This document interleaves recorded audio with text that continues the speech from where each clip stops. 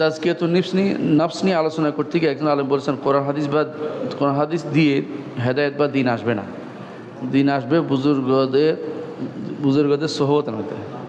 একটাও কেউ বিশ্বাস করলে কি ঈমান থাকবে? যদি কেউ মনে করে কোরআন হাদিস দিয়ে হেদায়েত আসবে না তাহলে সে কাফের। একটুকু বলি, বুঝাচ্ছি কথাটা।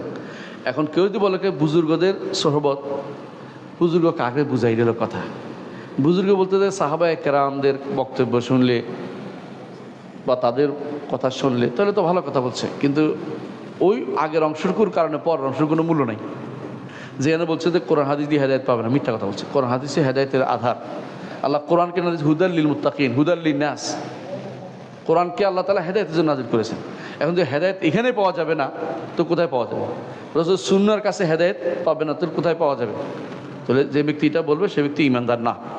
কিন্তু যদি কেউ বলে যে আমার উদ্দেশ্য এটা, আবার বলতেছি যে কোরআন হাদিস বুঝতে হলে সাহাবায়ে কেরামের তরিকা অনুসারে বুঝতে হবে, তারা যেভাবে বুঝে, তাহলে হক কথা বলেছে, তাহলে হক কথা বলেছে। কিন্তু যদি বুঝে এটা কোরআন হাদিস বুঝবো না, অমুক তমুক আলেম বর্তমান যারা পৃথিবীতে আছে, নড়াচড়া করে, হাঁটাহাঁটি করে, গাঁটটি নিয়ে হাঁটে, ওদের সাথে সাথে চলাফেরা করে করে আমি হেদায়েত পেয়ে যাব এবং কোরআন সুন্নাহ আমাকে হেদায়েত দিবে না, তাহলে সেই ব্যক্তি পথভ্রষ্ট, সেই ব্যক্তি পথভ্রষ্ট।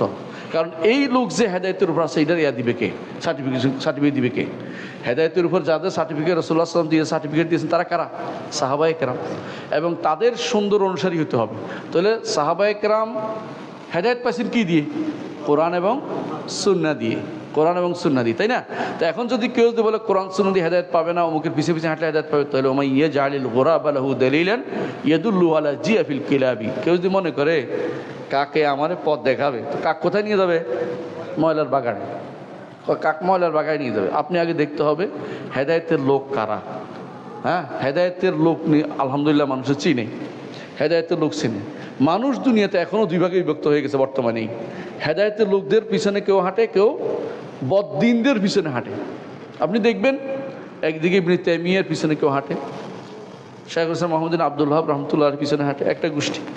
আরেক গোষ্ঠী দেখবেন যে সুবুকির পিছনে হাঁটতেছে, অথবা আরেক গোষ্ঠী দেখবেন যে ওই ইবনে হাজার হাইতামের পিছনে হাঁটতেছে।